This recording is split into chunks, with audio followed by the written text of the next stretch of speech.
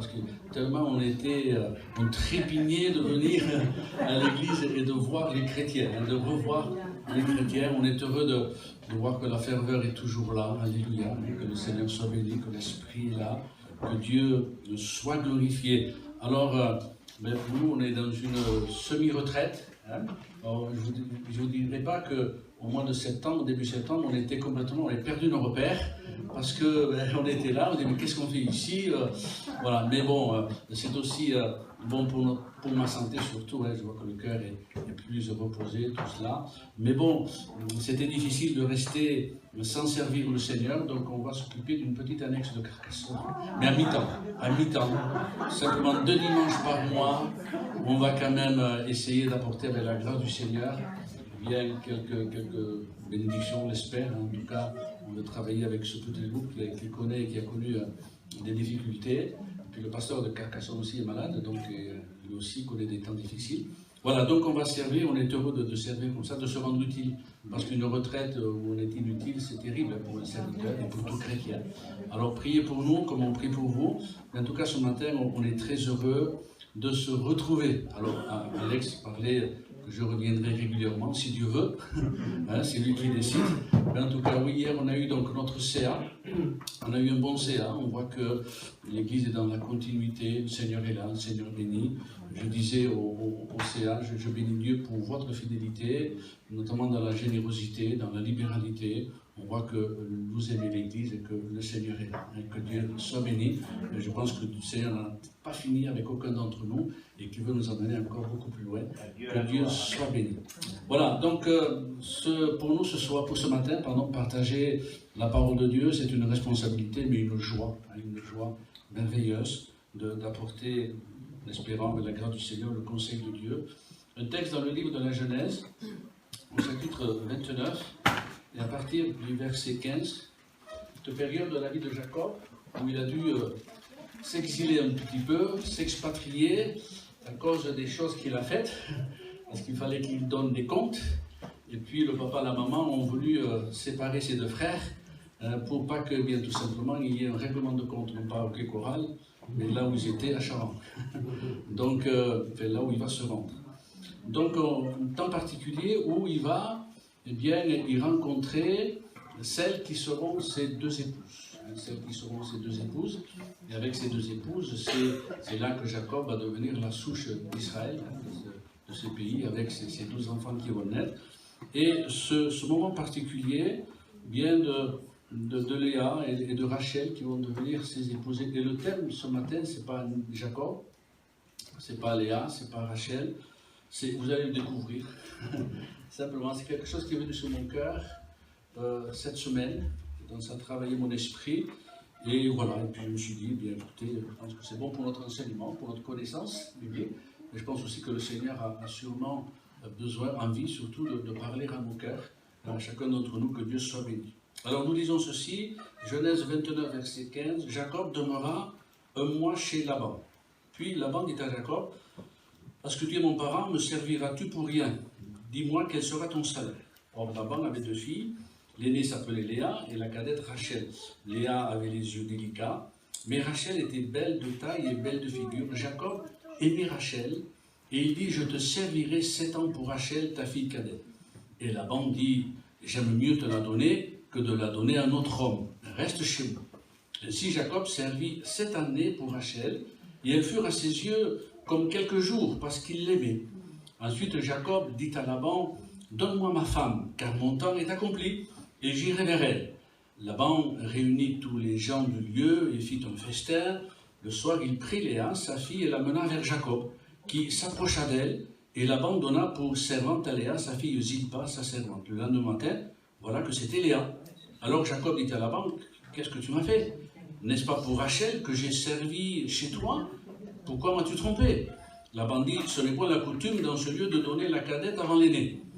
Achève la semaine avec celle-ci, et nous te donnerons aussi l'autre pour le service que tu feras encore chez moi pendant 7 nouvelles années. Jacob fit ainsi, et il acheva la semaine avec Léa, puis Laban lui donna pour femme Rachel, sa fille, et Laban donna pour servante à Rachel, sa fille Bila, sa servante. Jacob alla aussi vers Rachel, qu'il aimait plus que Léa, Et il servit encore chez Laban pendant 7 nouvelles années. Que Dieu soit béni.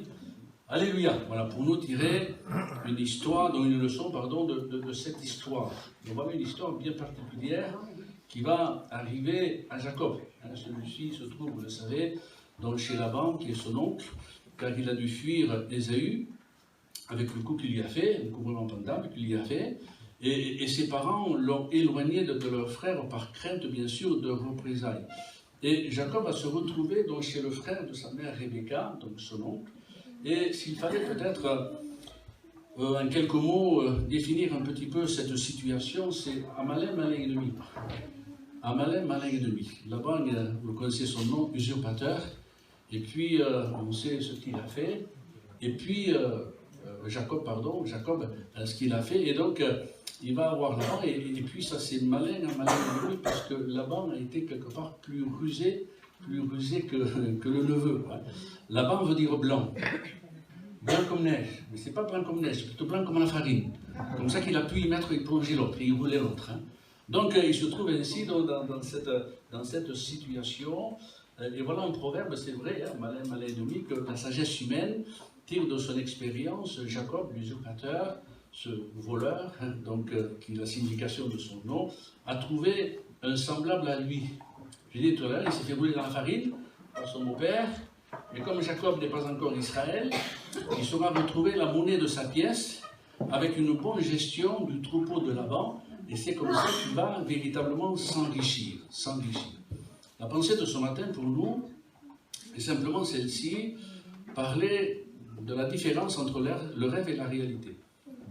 Le rêve et la réalité. Jacob rêve de Rachel, ça c'est son rêve. La réalité, il se réveille avec Léa. Et c'est pas tout à fait pareil. Et j'aimerais simplement ce matin avec nous ensemble pouvoir parler du rêve et de la réalité. Faire la part, le discernement de ces choses. Vous savez que les mots ont un poids terrible. Les paroles, les mots, chaque mot a un pouvoir de persuasion, de façonner les mentalités, de parler à l'esprit et de façonner des caractères. Voilà pourquoi en tant que prédicateurs, nous prions pour que nous puissions prier avec justesse. Avec justesse dans le choix des mots. Pour que justement nous ne puissions pas être une mauvaise inspiration, mais qu'inspirés nous-mêmes par le Saint-Esprit, nous puissions être l'inspirateur de quelques bonnes paroles, hein, de l'enseignement biblique. Et c'est vrai que si on ne fait pas attention aux mots et aux paroles que l'on dit, on peut peut-être participer à une espèce de courant de pensée. On entend souvent dans nos églises « Ayez un rêve avec Dieu ». On a entendu ça. Hein? Vivez votre rêve, ayez des rêves. Mais ça peut influencer quelques pensées. Et ce matin, avec la faiblesse et l'humanité qui est la mienne, et avec l'aide du Saint-Esprit, parler de cela, rêve ou réalité. Jacob rêve de Rachel, celle pour qui son cœur a flashé, celle pour qui son cœur a tilté. Il va travailler 7 ans, il va mettre tout son cœur, tout son zèle. Et pour lui, Rachel est sa femme. Hein. Et on pourrait dire, tandis que Léa sera son épouse. Il y a déjà quand même là une différence qui se mesure dans le degré d'amour, hein, qu'il avait donc pour Rachel. Mais on sait que Dieu sera y mettre de l'ordre. Pour avoir Rachel, eh bien Jacob devra travailler 7 années de plus. 7 années de plus. Le prix à payer pour passer du rêve à la réalité. Hein, c'est ça. Passer du rêve à la réalité et de voir quelque part son rêve devenir réalité. Parce qu'il n'est pas interdit de rêver. Enfin, il ne faut pas rêver trop longtemps non plus. Vous savez, nous vivons dans une société de rêve. Pas dans l'église, dans le monde. Société de rêve, société de fantasmes. Société qui passait de la consommation à la surconsommation. Société où tout est beau, et tout doit être beau, jeune, parfait, sans défaut. Où tout doit être fait avec facilité, sans effort, par de l'argent facile, tout simplement travailler peu pour gagner plus.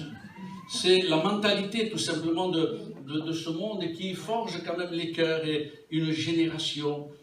Être payé sans travailler, travailler encore moins pour gagner encore plus, ce que je disais. Chacun veut sa villa, sa voiture, ses voyages, ses vacances, tout simplement, et se payer une bonne santé. C'est dans le rêve de cette humanité, hein, c'est dans le rêve de cette humanité. Mais c'est cette réalité fausse qui crée aussi cette immigration de masse. Parce qu'on croit qu'en France, eh bien, tout est beaucoup plus facile. Je me souviens du témoignage d'un frère dont les parents étaient venus en France, c'était des Portugais, parce qu'on lui avait dit qu'en France, l'argent poussait sur les arbres. Et le gars, il avait pris ça à la lettre. Il était venu en France croyant qu'il pouvait trouver des arbres qui produisent des billets. Et la réalité, bien sûr, a été tout autre.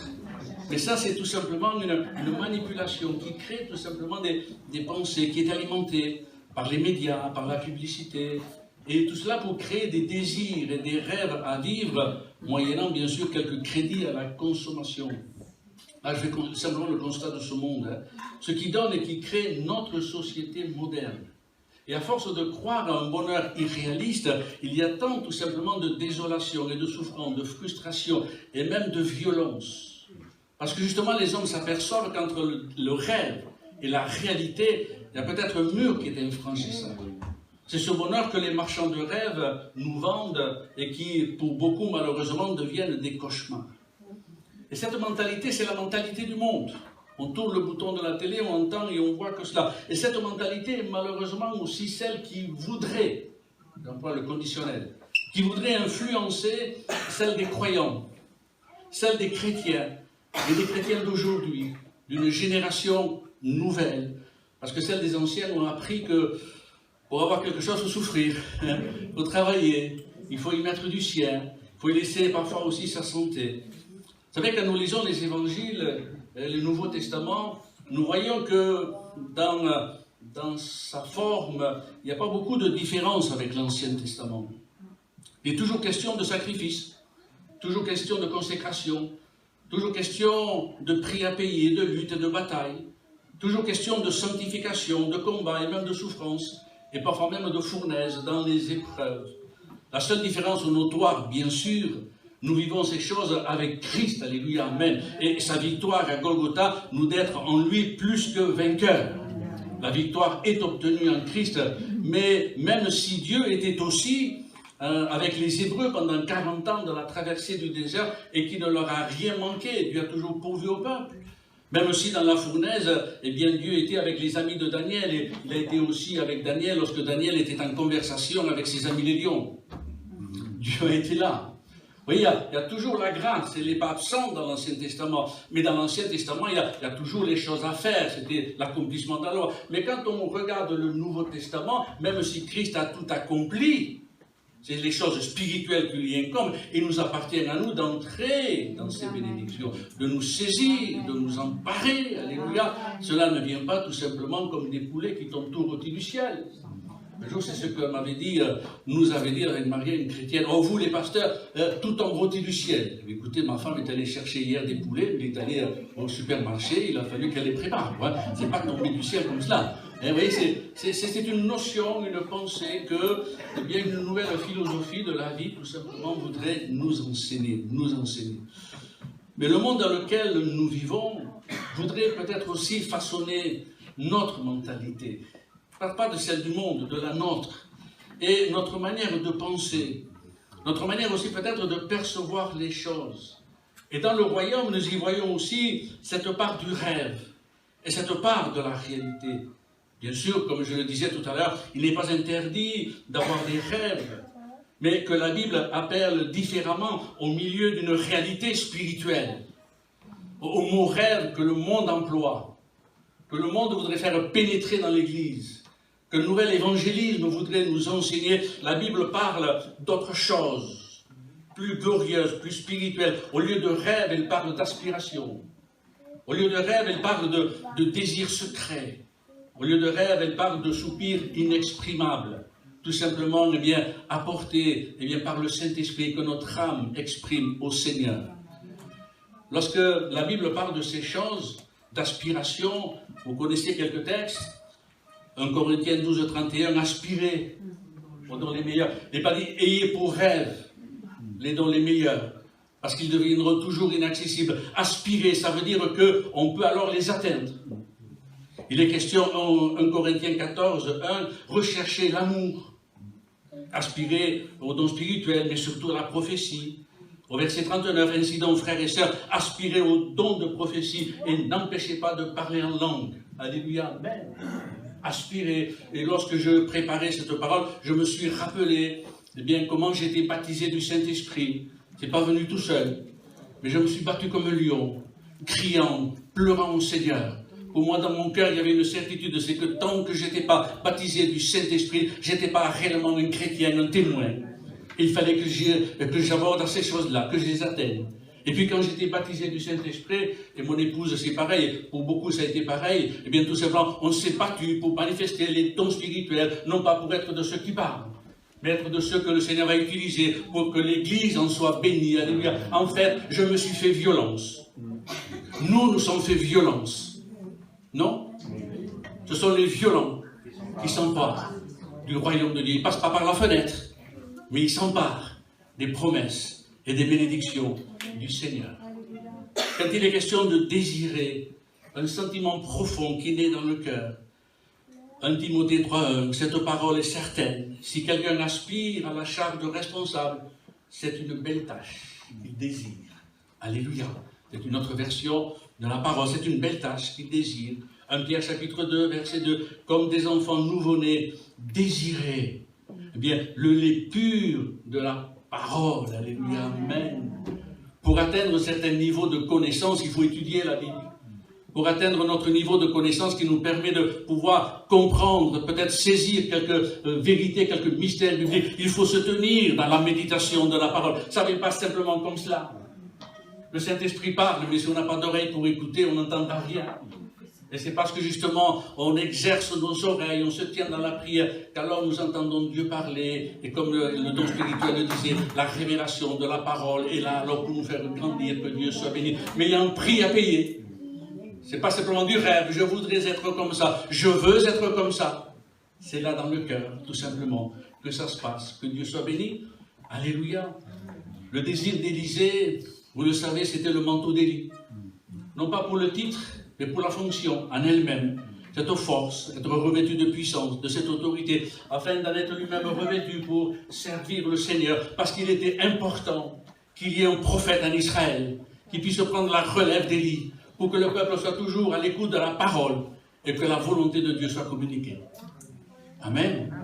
C'est la volonté de Dieu qu'il y ait bien des personnes, des frères et sœurs qui manifestent les dons spirituels parce que le peuple en a besoin pour son édification, pour son enseignement et pour qu'il grandisse. Que Dieu soit béni. Vous êtes d'accord avec moi? Amen. Alléluia. Vous pouvez dire non maintenant, je ne suis plus votre pasteur. C'était plus difficile avant, mais maintenant, vous pouvez peut-être le faire. Mais ce que je dis, je pense, est biblique. Parce que tout simplement, bien sûr, eh bien, lorsque Élisée va vouloir ça, il y a une chose, c'est que Élie va dire, mais c'est quelque chose de difficile parce que ça ne dépendait pas d'Élie, de lui-même, ni de l'intensité même du désir d'Élisée, mais de la volonté de Dieu, et surtout du cœur d'Élisée. Et surtout du cœur d'Élisée. Car bien sûr, aucun rêve ou désir ne peut se réaliser sans la volonté de Dieu. Le Saint-Esprit doit se réaliser, celle de tous les jours, qui sont notre pain quotidien, qui sort non pas du boulanger du coin, mais de la boulangerie divine, alléluia, et qui vont nourrir nos âmes et nourrir notre cœur. Alléluia, amen. Exemple, il y a des choses de la vie quotidienne, hein, qui, tout simplement, la différence entre le rêve et la réalité. Dernièrement, je parlais à une jeune fille qui se désolait de ne pas pouvoir se marier alors qu'elle n'a que 20 ans. Mais t'as le temps. Alors je lui ai dit, mais tu sais, le jour viendra où tu rencontreras ton prince charmant. Et elle me dit, ah mais le prince charmant, ça n'existe pas. Alors j'ai dit, le prince charmant, ça existe. Il peut venir un jour dans ta vie. Peut-être qu'il ne viendra pas monter sur un cheval blanc, venant au galop, habillé avec des habits de prince, avec une couronne de prince. Il va te prendre par la main et il va t'enlever pour t'amener dans son château. Non, mais peut-être qu'il peut venir avec un short, avec des tongs, avec un t-shirt trop long. Et quand tu le verras, dans ton cœur, tu reconnaîtras que c'est ton prince charmant. Parce que lui, déjà, dans le ciel, tu es sa princesse. Même si ce jour-là, tu as les cheveux ébouriffés. Même si tu t'es pas maquillé. C'est ça la différence entre le rêve et la réalité. Que Dieu soit béni. Alléluia. Amen. C'est cela. Ou d'autres, tout simplement, ce sera dans la prière, dans le jeûne, et se présenter son désir devant Dieu. Il sera heureux et heureuse quand alors il viendra voir arriver tout simplement ce prince ou cette princesse. Que Dieu soit béni, alléluia. Il y a aussi, peut-être aussi des temps de choses, ce désir profond de guérison, de délivrance, de salut, d'une situation. Et certains pasteurs, certaines pensées voudraient faire, c'est bon d'avoir ce rêve. Mais il ne faut pas que ça reste à l'état de rêve. Je veux vivre, mais les réalités. La Bible dit, fais de l'Éternel tes délices et il te donnera ce que ton cœur rêve. Non, désire, aspire. Alléluia. Je me réveille de ces choses. Le monde peut rêver. Le monde rêve à ce qu'il y ait qu'un seul pays. Ça viendra, ce sera un dictateur qui va mettre avec une main de fer. Ça va être terrible. Les autres rêvent de tellement de choses. Une seule église unie dans le monde. Ça viendra, mais qu'un Christ sera là. Pour les temps, Dieu... Bien béni au travers de cette diversité, même si le diable ici il semine une zizanie, il y a quand même l'église de Christ qui est la sienne et qui œuvre dans le monde entier. Amen. C'est le rêve et la réalité. Mais par expérience, et peut-être vous aussi, j'ai vu tellement de chrétiens et de chrétiennes s'attacher à leurs rêves, c'est-à-dire à leur conception personnelle de leur bénédiction, qu'ils sont passés à côté de la réalité que Dieu leur offrait. Ils sont passés à côté de la bénédiction parce qu'ils étaient omnubilés par leurs rêves. Et puis que la réalité du gars en short, en tongs et avec son t-shirt là, c'est ça. Mais non, c'est le diable qui me parle. Ça ne vient pas de Dieu.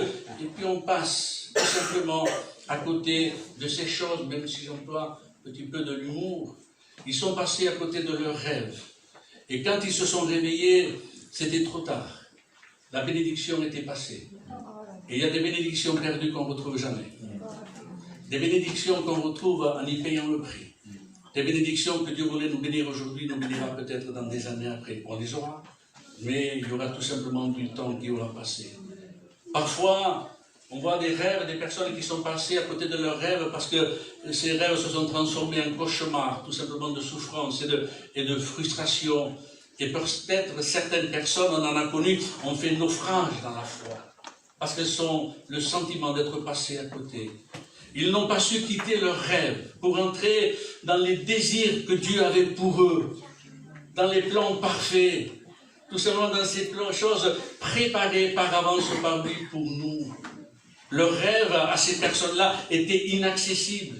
Et parfois c'était aussi pas pour eux. Alors que la réalité, la bénédiction que Dieu leur offrait était à portée de main. Et elles étaient plus belles que leurs rêves. Amen. Les réalités de Dieu dépasseront toujours dans ces bénédictions ceux dans lesquels je peux moi-même me projeter. Même si au départ, ça ne paraît pas être ça. Ça ne satisfait pas peut-être ma chair. Mais à l'intérieur, lorsque cette bénédiction agira, mon âme et mon esprit, alléluia, en seront enrichis par la grâce du Seigneur. Que Dieu soit béni. Amen, alléluia. Hein, vous le savez, vous êtes opéré du cœur. Mais quand le docteur a dit, si vous ne vous faites pas opérer, vous avez 3 mois de vie, j'y suis allé, mais entré dans les pieds, quoi. Et je suis allé, mais parce que c'était, j'ai dit, Seigneur, 3 mois, tu me donnes 3 mois pour que je vais prier, et puis tu vas sûrement me guérir, et non. Il a fallu passer par là, et vous en avez été les témoins, hein. Mais quelle richesse de tout cela. Si je n'étais pas passé par là, sûrement que mon esprit, mon âme, mon ministère même, ma conception de Dieu, ma sensibilité avec Dieu aurait raté quelque chose. C'était nécessaire à notre vie, que dans ma vie, que Dieu soit béni, alléluia. Mais c'est ça, je ne veux pas tomber dans cette sensiblerie, dans cette mentalité du rêve, mais je vais être imprégné de cette réalité de Dieu, que Dieu soit béni, alléluia, amen. Sortir de ces choses. Voyons, cette femme à la perte de sang, son rêve à elle, c'était bien sûr d'être guérie par Jésus de son mal. Elle a tout essayé par elle-même pour voir la réalisation de son rêve. Et vous savez, quand elle va venir vers Jésus, elle aurait pu se la dire à la Naaman. Elle aurait pu faire son scénario elle-même pour vivre justement son rêve. Elle aurait pu se dire, j'ai essayé de me mettre à la place de cette femme. Si moi j'avais été à la place de cette femme, mais sûrement que je me serais dit, mais Christ qui sait toutes choses, eh bien il me verra. Et tout simplement il pourra dire, mais viens, approche à Chanceau, je te guéris de ton mal. Cela aurait pu se faire. Non, Christ est tout puissant, cela aurait pu se faire. À savoir, la foule serait écartée d'elle et aurait fait un passage à cette femme. Cette femme aurait pu se dire, il viendra vers moi, il m'imposera les mains et je serai guéri aux yeux de tous et tous applaudiront. Ça aurait pu être un beau rêve. La réalité, c'est autre chose. Mais bien plus glorieuse, bien sûr. Hein? C'est autre chose. Quel beau rêve. Mais la réalité sera tout autre, mais ô combien plus glorieuse. Mais quels efforts, quelle persévérance, quelle endurance, quels obstacles à surmonter pour saisir Christ et s'emparer de ses promesses. Amen. La réalité, c'est ce qu'on vit. Le rêve, ce sont des chimères, parfois de désirs refoulés dans le cœur, et auxquels peut-être Dieu non seulement ne prend pas plaisir, mais Dieu se rend étranger à cela. Le rêve de Madame Zébédée, c'était de voir ses deux fils être premier et second ministre de ce royaume qu'elle a mis en place, chambellan de ceci ou chambellan de cela, un à ta droite et un à ta gauche. Et c'est pas ce qu'elle dit, hein. Parce que si Jésus avait dit oui, il se serait retrouvé à la place des crucifiés, quoi. Vous voyez, c'était un rêve. Mon aspiration, mais charnelle, humaine, c'est pas ça que Dieu voulait. C'était tout simplement son rêve à elle. Je ne sais pas si vous avez des rêves, transformez-les en aspiration. Laissez le Saint-Esprit les transformer en profond désir dans votre cœur. Parce qu'alors ils se réaliseront. Regardez ce que vient tout simplement, il est écrit dans Ésaïe chapitre 29, verset 8. Il dit ceci, celui qui a faim, il rêve qu'il mange. Non? Il rêve qu'il mange. Avant de se réveiller, l'estomac vide. L'estomac vide, ça c'est la réalité. Et elle sera pareille à celui qui a soif. Il rêve qu'il boit avant de se réveiller, épuisé, la gorge sèche. C'est cela tout simplement, la gorge sèche. Alors sûrement que celui qui rêvait qu'il mangeait, il ne devait pas manger des haricots, que moi j'aime pas trop, c'est pas ça. Il devait rêver de bio, de choix de premier prix, de poulard, je sais pas, moussé cassoulet, à question d'arriver ici sur autre chose. Vous voyez, c'est rêver de ça. Mais ça c'est le rêve, il se réveille, il a une salade, quoi. Il est encore heureux de la voir. Heureux de la voir. Mais la réalité que Dieu nous donne de vivre avec lui sera meilleure que tous les rêves que l'on peut faire dans les secrets de nos pensées. Dans la Bible, il y a un homme qui a su apprendre à faire la différence. C'est Joseph. Joseph, on appelle Joseph le rêveur. Joseph n'est pas un rêveur. C'est un jeune homme sensible à l'esprit. Et bien sûr, cette révélation le dépasse. Il y a des choses qui nous dépassent dans la parole. Il y a toujours des choses qui nous dépassent dans la parole. Et nous les connaîtrons quand Christ sera là. Mais ce jeune homme était sensible à l'esprit. Dieu ne se trompe pas dans les choix de ses serviteurs. Il connaît la disposition du cœur de ceux qu'il a choisis et établis. Mais ce qui se passe, c'est que Dieu, par ses visions secrètes, va faire naître dans le cœur de Joseph une aspiration, des désirs spirituels. Il y a une préparation du cœur. Il y a une préparation de ce jeune homme. Même si au moment cela dépasse bien sûr Joseph dans sa compréhension. Mais Dieu prépare le cœur de ce jeune homme. C'est un appel qui sera fort et il sera puissant.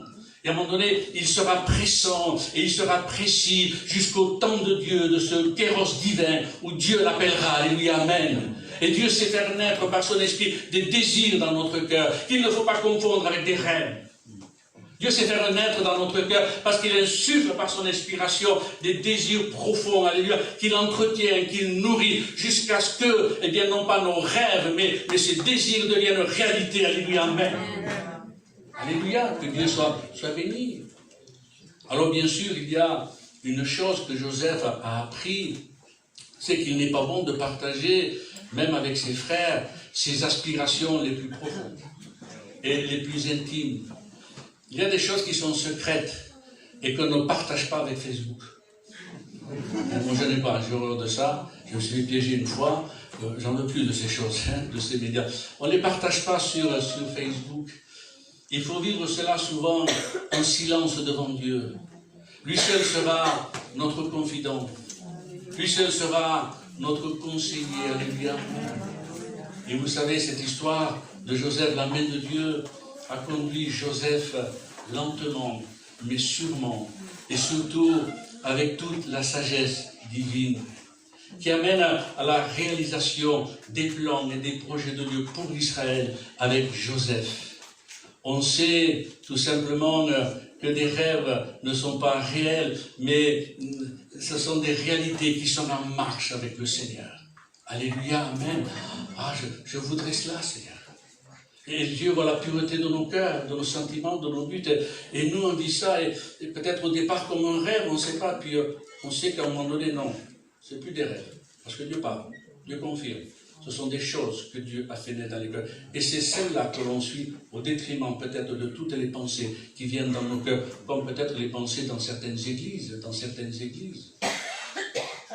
La part de la différence entre ces choses, c'est le Saint-Esprit qui nous apprend, qui nous donne cette sensibilité. Nous étions pas jeunes pasteurs, jeunes chrétiens, avec mon épouse, on venait de se convertir, et on a eu un excellent pasteur. Vous avez pu faire sa connaissance. Le dernier baptême que j'ai fait, j'ai voulu le partager avec lui. Le dernier baptême, le pasteur de cette église, le frère Paul Galibert, c'est lui qui nous a baptisés. Et un jour, notre frère prêche, et puis il dit ceci: apprenez à faire des listes de demandes de prière. Vous écrivez ce que vous souhaitez, que vous voulez demander à Dieu, et puis vous vous y tenez. Je cherche Maria, on l'a toujours à sa place, mais il n'était plus la femme de pasteur, et donc on a fait notre liste. Alors Maria a fait sa liste, elle voulait une salle à manger, elle voulait de beaux divans, et elle voulait la guérison de sa maladie. Bon, des choses qui sont légitimes. Moi, je voulais, tout simplement que mon père puisse revenir, parce que ma mère l'avait écarté de l'église, c'était le premier, il nous entraînait derrière lui, et puis, il s'est éloigné, ma prière c'était qu'il revienne à l'église, et que je puisse commencer à servir le Seigneur. Alors, pour moi, servir le Seigneur, c'était être l'adjoint de l'ancien. Vous voyez, je n'avais pas d'aspiration, de rêve pour devenir pasteur ou missionnaire ou mourir en Afrique, commencer par les cannibales en annonçant Jésus. C'était pas ça. Moi, mon rêve, c'était être l'adjoint de l'ancien, qui était le père d'Alex, il est là-bas, c'était dans l'autre Alex, son père, parce que son père chante faux. Il chante très faux. Et comme ça, je vais aider l'église. Et puis, cette prière a duré 1 an, avec 1 jour de jeûne par semaine. Avec mon épouse, on était tout feu tout flamme, on l'a fait. Et puis au bout d'1 an, bien tout simplement, on a fait le bilan. Et le Seigneur a agi, alléluia. Pour Maria, elle a eu son beau salon, son beau canapé. Dieu n'a pas guéri de sa maladie, il l'a simplement soulagé. C'est sa volonté. Mon papa est revenu au Seigneur. Il a eu le privilège de m'entendre prêcher. Bon, c'était des prédications, je peux vous dire, ça durait 5 minutes. Les chrétiens étaient sympas, ils étaient gentils, assez bien petits, comme aujourd'hui. Et vous voyez, le Seigneur tout simplement a réalisé ces choses, tout simplement parce que, le Seigneur a fait la part de ces choses, Dans le rêve, il y a une part irréaliste. Il y a une part qui est irréalisable. Mais Dieu sait faire la différence entre les rêves et les désirs du cœur. Dieu rend possible ce qui est irréalisable. Amen. Le rêve, c'est peut-être, ça vous est arrivé peut-être de rêver que vous volez dans le ciel? Pas de portefeuille, hein? Voler dans le ciel. Ça vous est jamais arrivé, vous volez dans le ciel? Ça, c'est le rêve. Mais Dieu ne nous donnera pas des ailes pour pouvoir voler. Ça, c'est pas possible. Ça. Vous voyez la part de ces choses. Et Dieu sait le faire. Il nous donne la sagesse et la mentalité, la maturité, pardon, pour arriver à toutes ces choses-là, Dans le rêve, il y a aussi souvent des frustrations refoulées. Et là, il faut faire très attention à ces mauvais rêves qu'on peut alimenter dans nos cœurs. Il y a souvent des frustrations refoulées. Il y a des personnes qui voudraient être pasteurs, anciens, ceci ou cela, et qui ne le seront jamais. Parce que c'est Dieu qui l'a décidé. Et parce que sûrement que ses frères et sœurs ne sont pas aptes à cela. Mais que Dieu tout simplement veut leur donner autre chose. Il y a des personnes qui voudraient cela. Et qui pourront soit le vivre très mal, à essayer d'arriver par soi-même, par des stratégies, mais Dieu leur résistera. Soit laisser Dieu les conduire. Et ses frères et sœurs seront heureux d'être ce que Dieu aura fait d'eux. Et lorsqu'ils accepteront dans l'église d'être non pas ce qu'ils voulaient, mais ce que Dieu avait prévu pour eux, alors ils sont pour cette église où ils sont un canal de grâce, un canal de bénédiction. Amen. Que Dieu soit béni.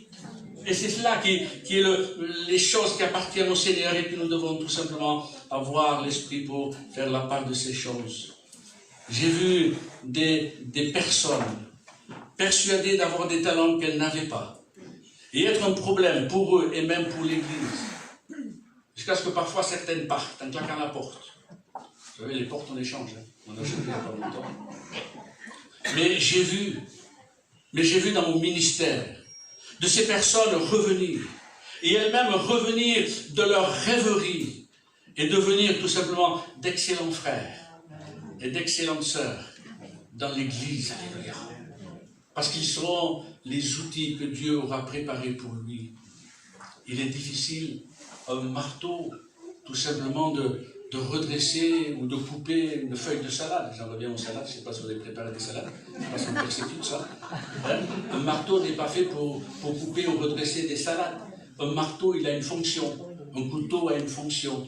Chacun de nous faisons les fonctions d'ambassadeurs. Dieu nous a donné des dons et des talents pour qu'ensemble, dans l'Église, tous s'accordent, tous s'unissent, et que cette Église devienne alors le marteau qui brise le roc des cœurs, alléluia, par l'esprit de la parole, que Dieu soit béni, et être le socle de charrue. Nous voulons être le socle de charrue. C'est pas pour cela que, sous-entendu, je vous traite de vieux débris de fer. C'est pas ça. Hein? Mais être un socle de charrue, ensemble, assemblés. Des fois, des matériaux qui ne sont pas appelés à être ensemble dans la nature, le bois, le fer, ces choses-là, le cuir, mais ensemble, ça forme une charrue qui laboure les terrains difficiles. L'Église doit être un socle de charrue. Amen. En même temps, qui laboure tout simplement le champ des cœurs. Que Dieu soit béni. Amen. Je vous l'avais dit et je le répète et je dis ça toujours en souriant de ma propre bêtise. Mais quand on est jeune, on reconnaît un jeune pasteur, on reconnaît dessus. Quand il parle, quand il a dit tiens celui-là, il n'y a pas longtemps qu'il est pasteur. Parce qu'on est tous passés par ces mêmes chemins. Et pour mon ministère, vous le savez, au début de mon ministère et même avant mon ministère, je me voyais non pas en haut de l'affiche, mais être un puissant évangéliste. Mais attention, avec un ministère mondial. Dans ma maison, ça ne m'intéressait pas. Un ministère mondial. Capable de prêcher dans des stades avec 40 50 000 personnes. Et je vous le donne en vérité, dans mes rêves, aucun ne résistait à mon appel. Tous venaient. Tous étaient touchés. Vous voyez, et c'est avec toute humilité que je vous dis. Comme disait l'autre, je suis humble et je suis ordonné. Mais Dieu, dans son amour et dans sa grâce, alléluia, amen, m'a confié, ça a été une joie pour moi, une belle église. Avec 14 personnes. Une des plus dures de France Sud, au Puy-en-Velay. Il a manqué 49 900 qui étaient en perspective de se convertir. Vous voyez, ces choses-là, c'est tout simplement la part du rêve, tout simplement. L'important, vous savez, c'est pas ce que nous voulons être. L'important, c'était tout simplement le ministère qui m'a été donné, pas pour moi, qui a été autre chose, mais ça a été le ministère que Dieu m'a donné. Amen.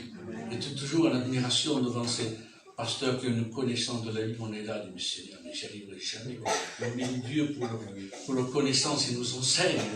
C'est des trésors, ces frères. D'autres, c'est ceci, d'autres, cela. Personnellement, j'étais jamais dans mon ministère. Quand je sais que ça, je ne sais pas faire, que je sais qu'un frère savait, je l'ai toujours invité, des frères comme cela. Mais l'important, c'était tout simplement le ministère que Dieu voulait me donner. L'important, c'est de ne pas passer à côté de la volonté de Dieu.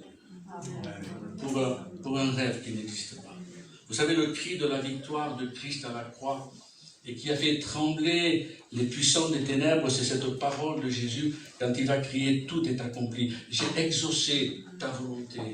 Et c'est en cela, ce cri qui est le cri de la victoire et du triomphe de Christ, alléluia, amen. Le cri de victoire et le cri de triomphe de l'apôtre Paul, eh bien, ce n'est pas les œuvres qu'il a pu accomplir, mais c'est dans 2 Timothée, chapitre 4, verset 7, il dit, j'ai combattu le bon combat. J'ai terminé la course, j'ai gardé la foi, désormais la couronne de justice m'est réservée. Voilà son cri de victoire. Ce n'était pas le cri d'un Saul de Tarse, mais de l'apôtre Paul, alléluia, amen. Un homme qui a laissé sa vie au service du Seigneur. Que Dieu soit béni, alléluia. C'est à cela que Dieu veut nous amener. Non pas dans l'aboutissement de nos rêves, ou des rêves que pourrait avoir une église, mais entrer dans ce qui est plus glorieux, avec l'assurance que Dieu l'accomplira si nous sommes fidèles dans ses plans et dans ses projets. Que Dieu soit béni. Amen. Frères et sœurs, je ne veux pas être trop long. Alors que j'ai un peu de temps encore. Non, rassurez-vous. Nous vivons des temps particuliers où les hommes et les femmes, vous le savez, ont la démangeaison d'entendre des fables, d'entendre l'évangile fantastique, d'entendre l'évangile qui les remette pas en question, une croix sans péché. J'ai entendu des pasteurs prêcher, des anciens dans les chants, dans leurs prédications, des réunions d'évangélisation où on ne parle même pas de Christ à la croix. C'est là, ça fait mal, quoi. Il nous manque quelque chose. Alors on leur présente un Christ de l'émotion, un Christ de la rêverie. Sauf que le Christ de l'émotion, il s'en va quand la réunion s'arrête. Seule la parole de Dieu demeure éternellement. Amen. Seule la croix peut sortir mon homme, tout simplement, de ce monde perdu. Mais c'est ça que le monde voudrait. Un évangile fantastique, une croix sans péché, où l'amour est Dieu. Pas l'amour est de Dieu. L'amour est Dieu. J'ai entendu ça aussi. Quelques personnes qui sont parties en claquant la porte. Des victoires sans combat. Un réveil sans consécration, une prospérité, une louange, mais pas de prière. Et là, j'ai écrit ça, je n'aurais pas dû le mettre. Des agapes sans jeûne. Bon, on va oublier ça, jusqu'à maintenant en agape. Mais il y a des églises qui c'est les agapes, mais les temps de jeûne et de prière, ça on n'en veut pas. Parce que ce n'est plus dans notre propre conception aujourd'hui des rêveries qui engendrent des doux rêveurs, qui rêvent et qui dorment d'un sommeil ou d'un assoupissement comme celui des vierges folles. Quoique les sages sont, bien qu'ils dormaient aussi, se sont réveillés pour crier quand Christ va les appeler, et ils avaient bien sûr l'huile à leur lampe. Vous savez, dans 2 Timothée chapitre 4, verset 4, il est dit ceci, « Ils détourneront l'oreille de la vérité et se tourneront vers les fables, vers ce qui produit des rêves dans notre cœur. Vivez ce que vous rêvez d'être. » Je parle, c'est que ça voudrait dire ça. C'est des paroles qui moustillent. Ah, ça fait bien. Ça, c'est un feu de paille. Mais ça ne veut rien dire spirituellement. Ça ne veut absolument rien dire. Mais si Dieu met une pensée, un désir, une aspiration, je voudrais en faire mon rêve dans le sens où j'en parle à personne aux yeux de Dieu, mais je vais travailler à l'accomplissement des paroles de l'Esprit dans mon cœur. Ce n'est pas une rêverie. Ça devient alors une réalité dans notre cœur. Que Dieu soit béni. Il y a cette parole que les Israélites, les Juifs vont venir voir tout simplement vers Ésaïe. Et c'est Dieu qui va dévoiler ces choses-là. Ils disent aux voyants, c'est-à-dire aux prophètes, n'ayez pas de vision. Aux prophètes, ne nous révélez pas des vérités. Dites-nous des choses flatteuses. Révélez-nous des chimères. Des choses qui nous fassent rêver et qui nous tiennent en haleine. ah, ça c'est bon, ça c'est merveilleux. Mais ce n'est pas peut-être la réalité, ce n'est pas la réalité de ces choses. Ça, c'est des rêves. Jacob a payé le prix de 7 années supplémentaires pour Rachel. Ça fait 14 ans. En tout, hein, c'est beaucoup. Hein. 14 ans, 7 ans de plus. On peut avoir pour rêve la croissance de l'Église. On peut avoir pour rêve la visitation de Dieu pour notre pays de France. On peut avoir pour rêve des choses personnelles. Mais il faudra que ces choses dépassent le stade du rêve pour devenir dans nos cœurs des désirs profonds, des aspirations qui nous réveillent la nuit et qui peuvent parfois nous amener aussi à verser des larmes, des soupirs exprimés au Père par la visitation du Saint-Esprit lorsque notre âme est en communion avec le Père. Alléluia, Amen. Et pas nos oreilles qui s'abreuvent que de cantiques. Ce matin, on a écouté des cantiques avec Monique, c'est merveilleux, mais pas que de ça. Et on voit des personnes, oh, je ne prie pas, j'écoute des cantiques. C'est quoi cette histoire? Ça n'amène rien, ça. Ou si peu, c'est un filet d'eau, ce n'est pas une source d'eau jaillissante qui pourra jaillir jusque dans l'éternité. David avait un désir, boire de l'eau de la cuve de la citerne de Bethléem. Et pourtant, il refusera de boire l'eau que ses 3 amis vont lui amener. Il ne veut pas de l'eau volée à ses ennemis. Mais plus que de l'eau, il veut Bethléem, sa ville, qui sera aussi celle du Messie. Et le rêve, c'est ça. Le rêve, c'est aussi une chose dont on sait qu'elle restera toujours au stade de rêve, d'inaccompli. Désirer ardemment sera mettre tout en œuvre jusqu'à ce que Dieu nous accorde cela pour prix de notre foi. Amen, alléluia. La foi qui est active, ou la foi qui se vit même dans l'attente, mais la foi qui est différente simplement des rêves. Le rêve peut me faire croire que je vole, pas des trucs que je vole. La foi m'amène au pied de Jésus, au pied de la croix, à mettre ma vie en règle, tout simplement avec lui. Amen. Que Dieu soit béni. Pas terminé. Permettez que je termine. Bon, la différence. Bon, je vous connais, je sais qu'il n'y a pas beaucoup de rêveurs chez nous, mais c'est simplement pour enseigner. Au cas où, peut-être, ou que certains rêveraient, ou que certains iraient puiser leur inspiration sur Internet, là-bas, où ça rêve tellement. Pierre est en prison. Acte 12. Il prêche, on le met en prison, on l'enferme. Vous connaissez l'histoire. Il dort. Alors, il y aurait sujet à interpréter pour ce sommeil.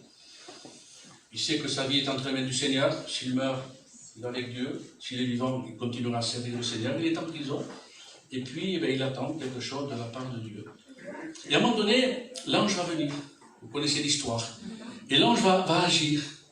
Et à un moment donné, et là c'est particulier, c'est une autre peut-être pensée, ça ne va pas être trop long, c'est que tout simplement, Pierre vit des choses extraordinaires, mais il vit une réalité comme si c'était une vision, comme si c'était dans un rêve.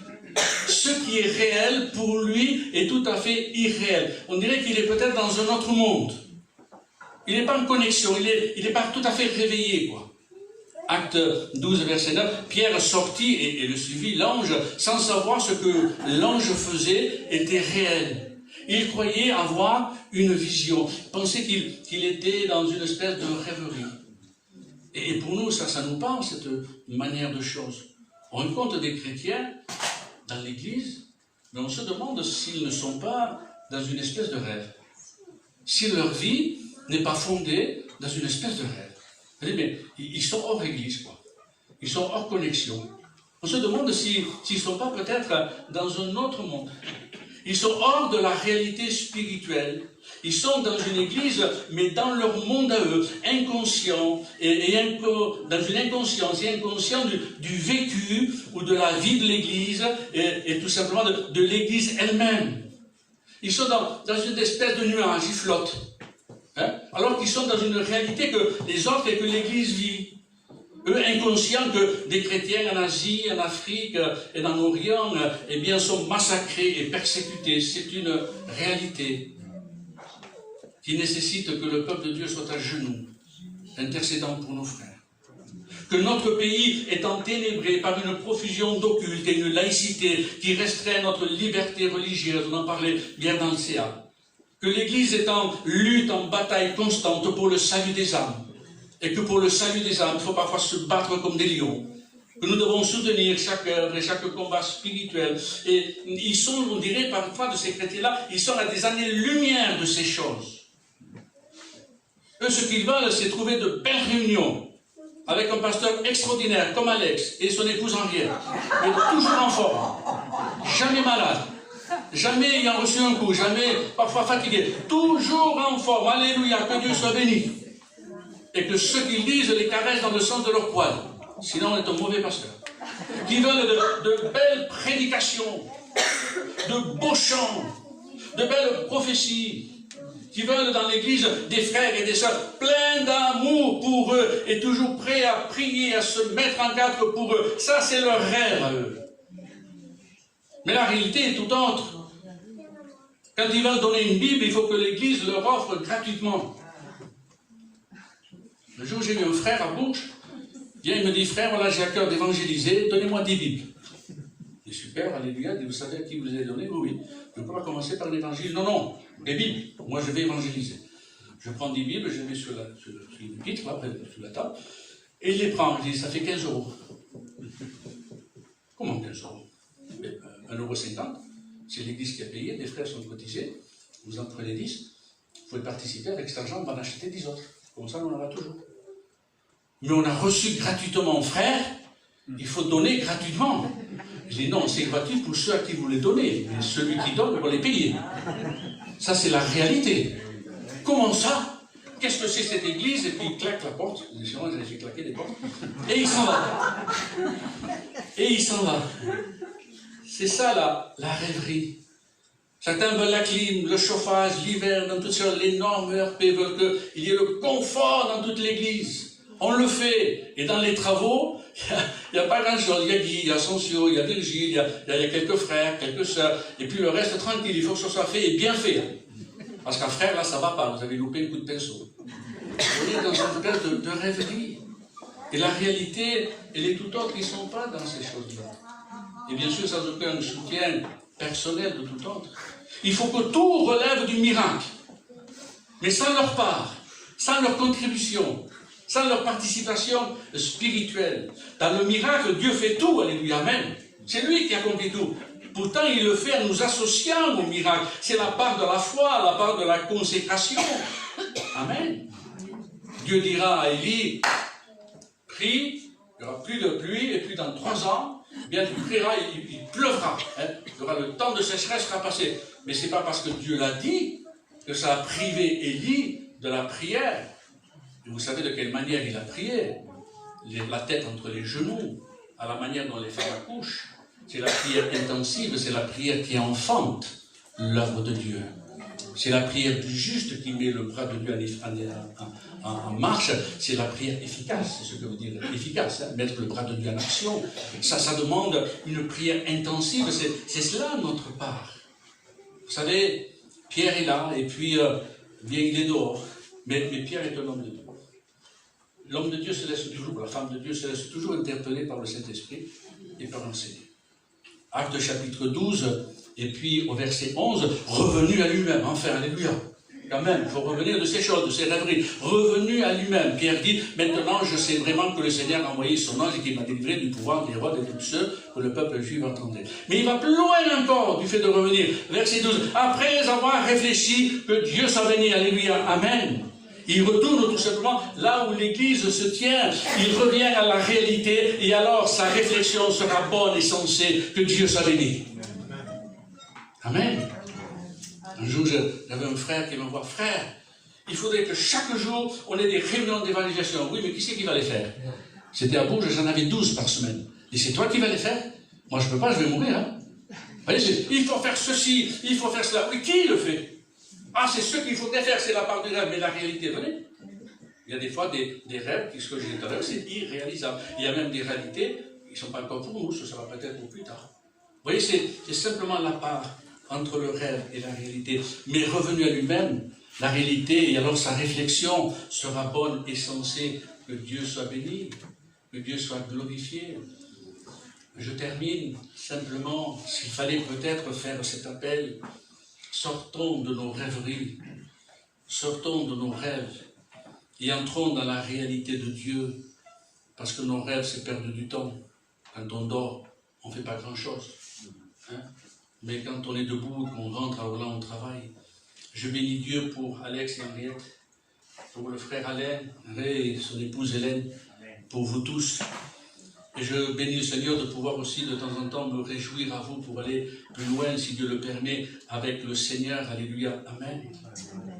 Comme vous et moi ensemble, je préfère vivre la réalité d'un quotidien merveilleux plutôt que de rêves illusoires et stériles. Et je pense que Dieu a des plans pour cette Église. Il ne veut pas nous endormir pour nous faire des rêves. Ça, c'est le diable. Ça, c'est l'esprit charnel. Et nous ne voulons pas être sensibles à eux et à lui. Nous voulons être sensibles à la voix de l'esprit. Seigneur, que tes désirs soient nos aspirations. Et que si ton esprit suscite des aspirations, c'est bon d'avoir des aspirations, vouloir servir Dieu, vouloir prêcher, vouloir celui qui cherche les choses, c'est un désir, mais il faut y aller après, il faut y payer le prix.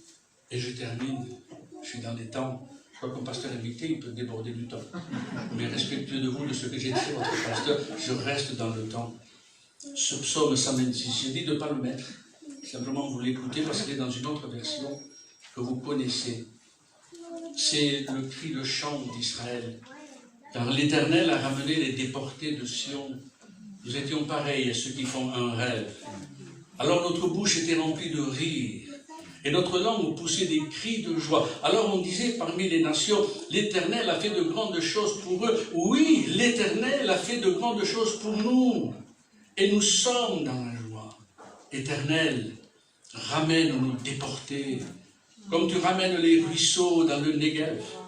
Ceux qui sèment avec larmes moissonneront dans la joie. Celui qui marche en pleurant avec un sac de semences reviendra avec joie en portant ses germes. Que Dieu soit béni, alléluia, amen. Si le texte était arrêté à oui, l'Éternel a fait de grandes choses pour nous, nous sommes dans la joie, cela montrerait qu'ils étaient restés dans le rêve. Mais ils ne sont pas dans le rêve. Ce qu'ils ont vécu était merveilleux. Mais lorsqu'il ajoute Éternel, ramène nos déportés, ils sont dans la réalité du combat. Alléluia. Ceux qui s'aiment avec larmes, sont dans la réalité. Ils moissonneront dans la joie, c'est l'aspiration. Celui qui marche en pleurant, chargé d'un sac de semences, ça c'est la réalité. Ils ne sont pas dans le rêve, parce que dans le rêve, tout est léger. Je ne sais pas si vous avez remarqué. On peut tirer le charrette plein de trucs, on le fait aisément, on peut pousser une voiture. On est des X-Men dans les rêves, on est des super-héros. Ça, c'est dans le rêve. Hein, on est beau, jeune, intelligent, tout ce que vous voulez. C'est souvent les désirs refoulés, c'est l'inverse de ce qu'on est. Hein, c'est Freud qui disait ça. Mais ils ne sont pas restés dans la part de ce rêve, dans ces choses merveilleuses. Non, ils sont dans cette réalité. Que Dieu soit béni, alléluia, amen. Alors, ne vivez pas vos rêves. Vivez vos aspirations, vos désirs secrets, ces plans et ces projets que Dieu a pour vous, qui a pour cette Église. Amen. Alléluia. Que Dieu soit béni. Alors voilà, c'était la pensée de Jacob avec Léa et Rachel. Il y aurait tellement d'autres choses à dire, mais c'est simplement cette pensée, rêve, réalité, le rêve de l'autre côté. Je veux être dans la réalité de Amen. Que Dieu soit béni. Alléluia. Amen. On va prier le Seigneur, puis je laisserai Alex terminer ce moment. Te bénissons, Seigneur, et nous te rendons grâce